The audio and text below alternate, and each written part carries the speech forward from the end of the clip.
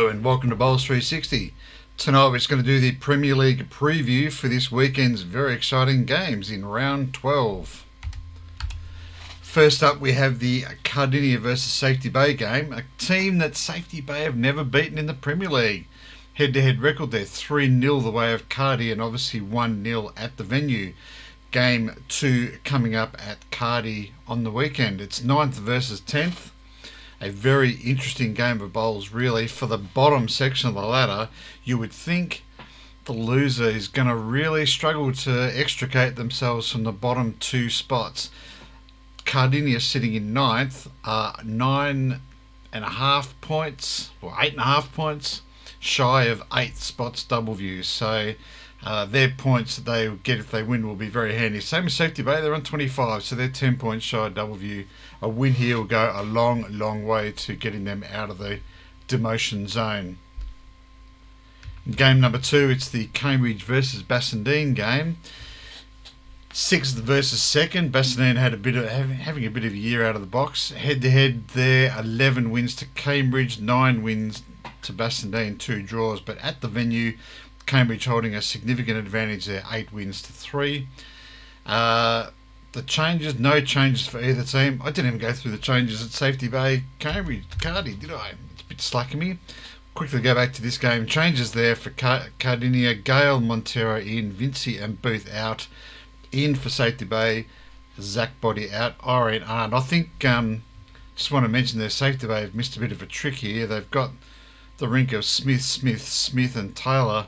Surely Aaron Smith could have found his way into that rink for this one game and had a rink of Smiths.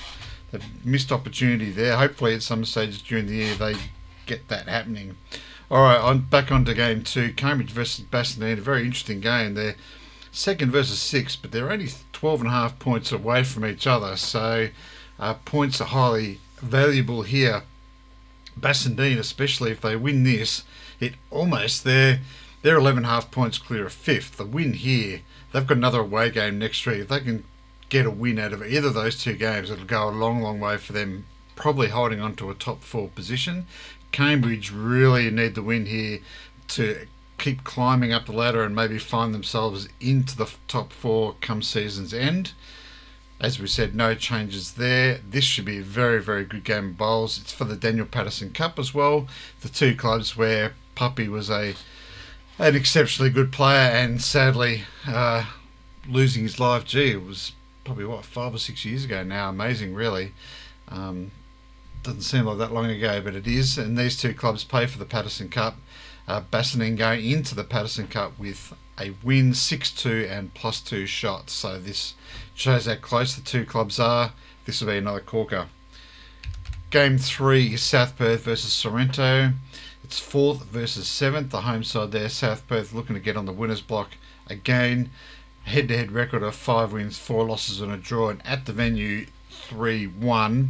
Sorrento look like they've got a fairly handy record, don't they, against South Perth? 5-4 with 1 draw, so they'll come into the game with some confidence that they'll win. The changes there, Neil Griffin comes in for Helen Morse. No changes at Sorrento, I don't think. I've just noticed I don't think I've done it, so no changes there for Sorrento. We'll run with that. Another very interesting game, really. 4th versus 7th. It's the same story as the Bassendean and Cambridge game. Points are going to be valuable for either team. It's going to be close. I tend to favour the home side. South Perth do tend to grow another leg at home. I expect them to win. In our 4th game for the night, Mount Lawley versus Osborne Park. They've only played the once together ever in Premier League. It's a similar story with Mount Lawley. It's their first season in the Premier League. That's probably not right. They were there last year, weren't they? Not sure. It's Friday night and I'm losing the plot a bit. It's 1st versus 5th.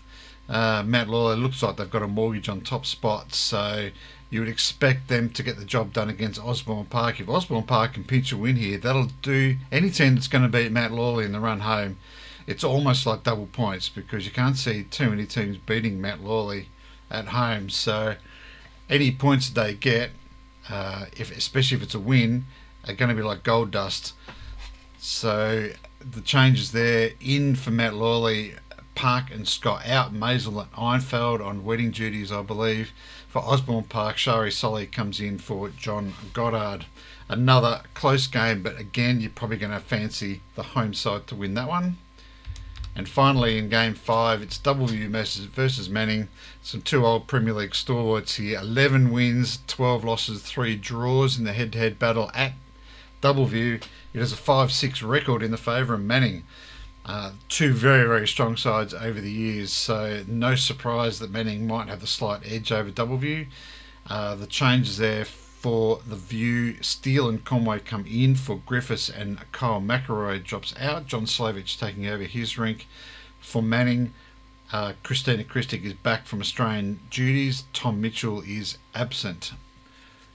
Who's going to win this game? Probably Manning are in some pretty good form. We played them first hand last week, and they're in some pretty good form at the moment. So, again, you'd probably slightly favour them, two grass clubs, so the home ground advantage not all that strong there for Doubleview. So you'd probably lean slightly towards Manning, but this will be another fairly close game that could go either ways. Wouldn't surprise me at all if Doubleview got the chocolates here. So, should be a good weekend of bowls. That about wraps it up for tonight. Thank you everyone for tuning in once again, and we'll see you all next week.